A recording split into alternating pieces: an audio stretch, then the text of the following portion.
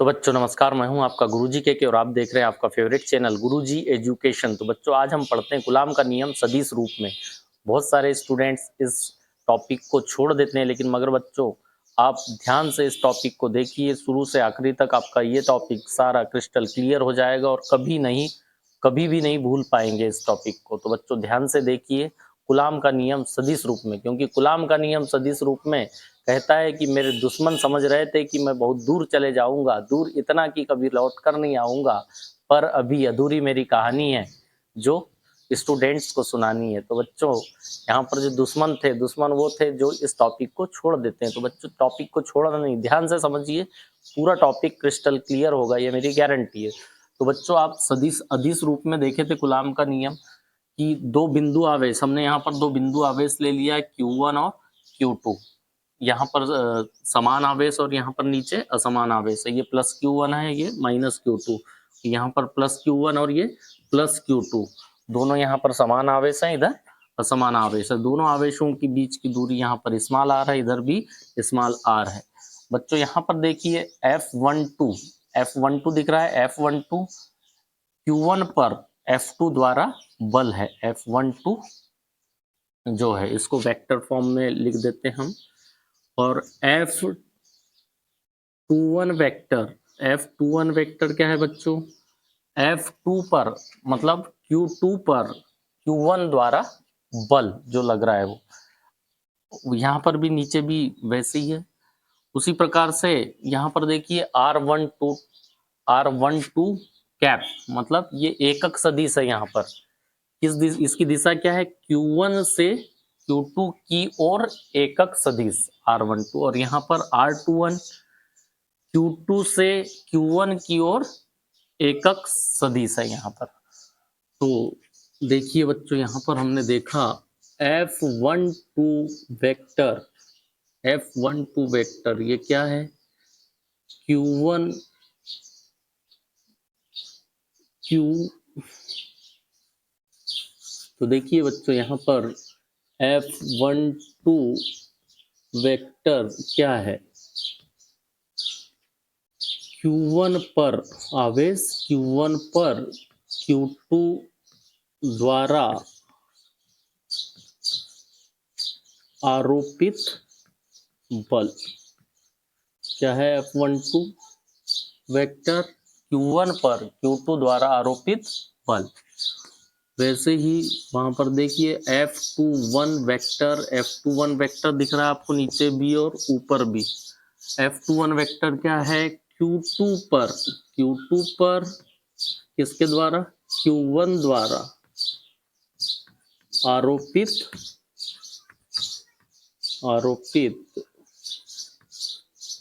बल।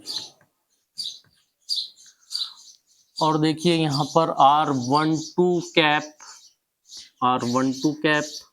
क्या है, एकांक सदिश, Q1 से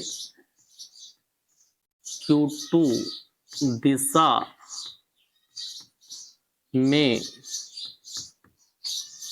एकांक सदिश या एकक सदिश,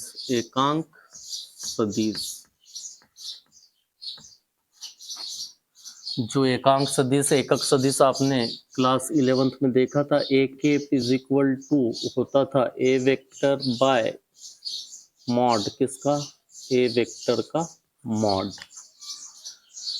और यहाँ पर R21 केप जो है वो है Q2 से Q1 दिशा में या की ओर एकांक सदिश,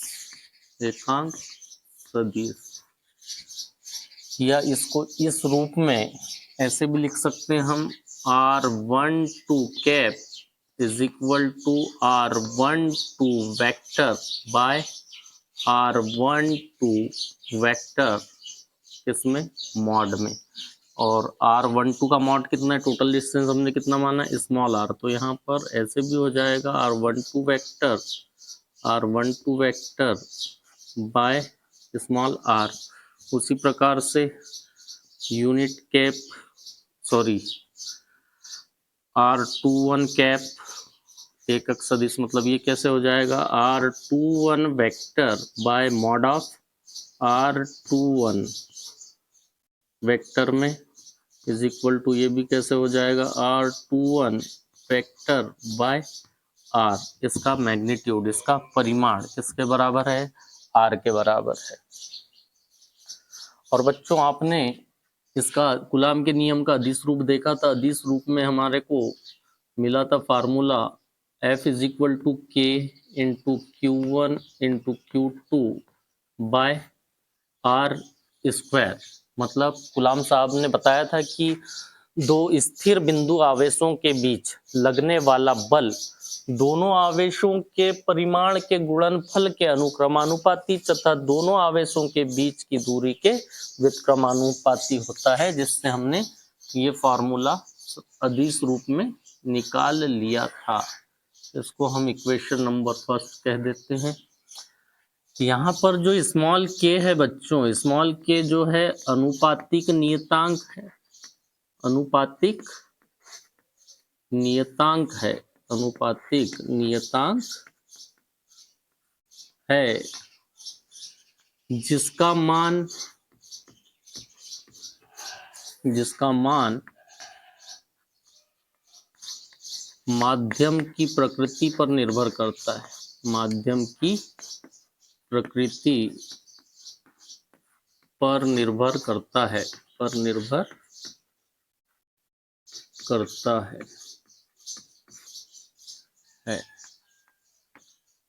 और ये जो स्मॉल के है वो 1/4πε0 के बराबर होता है, के मान के बराबर, जिसका मान 9 × 10⁹ न्यूटन मीटर स्क्वायर पर कूलम स्क्वायर के बराबर होता है। ये हो गई कहानी हमारी। अब आगे देखिए, इसीलिए F12 वेक्टर क्या हो जाएगा, इसीलिए, और यहाँ पर एक बात ध्यान रखिए बच्चों, एप्सिलॉन नॉट जो है वो वायु या निर्वात की विद्युतशीलता है, वायु या निर्वात की विद्युतशीलता है, विद्युतशीलता है।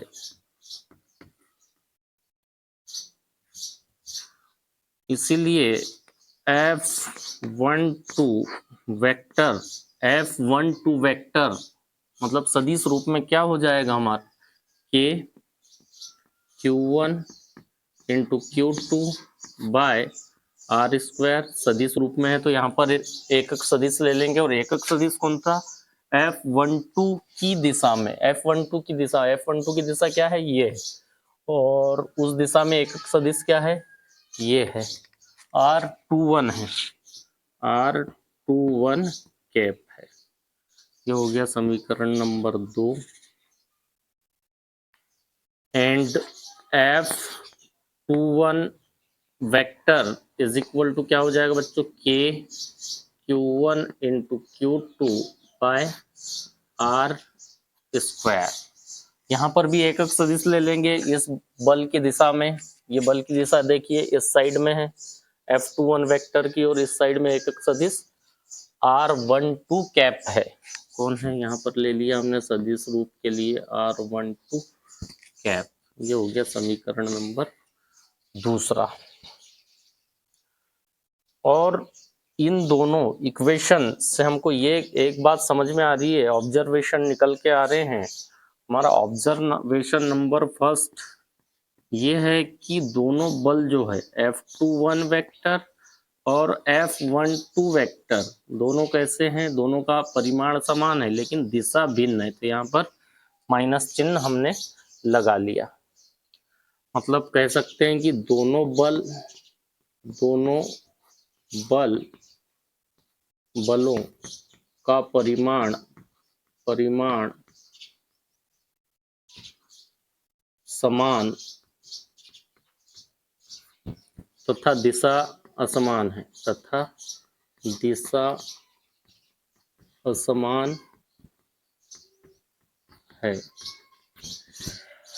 दोनों बल समान हैं तथा इनकी दिशा असमान है। मतलब ये न्यूटन के गति के तीसरे नियम का पालन कर रहा है। मतलब कूलाम बल, ध्यान रखिएगा बच्चों, कूलाम बल न्यूटन की गति, न्यूटन के गति के तीसरे नियम का पालन करता है। ये हमारे एक ऑब्जर्वेशन निकल गया। और एक ऑब्जर्वेशन क्या निकल कर आ रहा है यहाँ पर? ऑब्जर्वेशन दूसरा ये निकल रहा है कि दोनों बलों की जो दिशा है, इन बिंदु आवेशों के केंद्र को मिलाने वाली रेखा के अनुदिश है। दोनों बलों की दिशा दोनों आवेश के केंद्र को मिलाने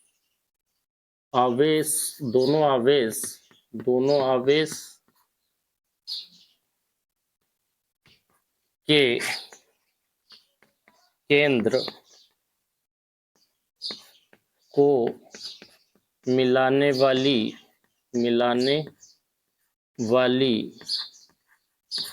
रेखा के अनुदिश है। दोनों बलों की दिशा दोनों आवेशों के केंद्र को मिलाने वाली रेखा के अनुदिश है। तो यहाँ पर दो ऑब्जर्वेशन हमारे निकल के आए। फर्स्ट ऑब्जर्वेशन ये है कि दोनों बल के परिमाण समान तथा दिशा असमान है। और दूसरा ऑब्जर्वेशन ये निकला है दोनों बलों की दिशा दोनों आवेशों के केंद्र को मिलाने वाली रेखा के अनुदिश है। और यहाँ पर समान आवेश हैं, लाइक चार्जेस हैं, तो यहाँ पर जो आपका फोर्स लग रहा है रिपल्सिव लग रहा है, मतलब प्रतिकर्षण बल लग रहा है। और यहाँ पर असमान है तो ये आकर्षण बल लग रहा है। एक और बात यहाँ पर याद रखेंगे बच्चों आप लोग, यहाँ पर देखिए समान आवेश हैं दोनों, इनका जो गुणनफल होगा परिमाण का वो बड़ा होगा किससे? 0 से, ग्रेटर देन 0 होगा। कैसे? यदि +2 कूलाम चार्ज है, आवेश है, और +3 कूलाम चार्ज है, आवेश है, मतलब दोनों का गुणनफल कैसा होगा? धनात्मक ही होगा, 6 कूलाम। अगर माइनस भी ले लिए तो भी पॉजिटिव होगा, धनात्मक ही होगा। मतलब हम कह सकते हैं कि दोनों लाइक चार्जेस जो हैं यहाँ पर समान आवेशों के परिमाण के गुणनफल का मान 0 से बड़ा होता है। और असमान हो अगर आवेश तो दोनों आवेशों के गुणनफल का मान 0 से कम होगा, स्मॉलर देन 0 होगा। करके देख लेते हैं। -2 चार्ज है मान लो एक, और एक है +3 कूलम चार्ज, तो ये हो गया -6 कूलम। मतलब ये 0 से कैसा है? छोटा है। तो ये थी बच्चों कहानी। और साथ ही यहाँ पर हमने देखा था कि पहले वाले ऑब्जर्वेशन में कूलाम बल जो है न्यूटन के गति के तीसरे नियम का पालन करता है। और न्यूटन के गति के तीसरा नियम क्या था? प्रत्येक क्रिया की सदैव समान और विपरीत दिशा में प्रतिक्रिया होती है। और दूसरा ऑब्जर्वेशन जो निकला, दोनों बलों के दिशा दोनों आवेश के केंद्र को मिलाने वाली रेखा के अनुदिश है। मतलब हम यहाँ पर कह सकते हैं कि कूलाम बल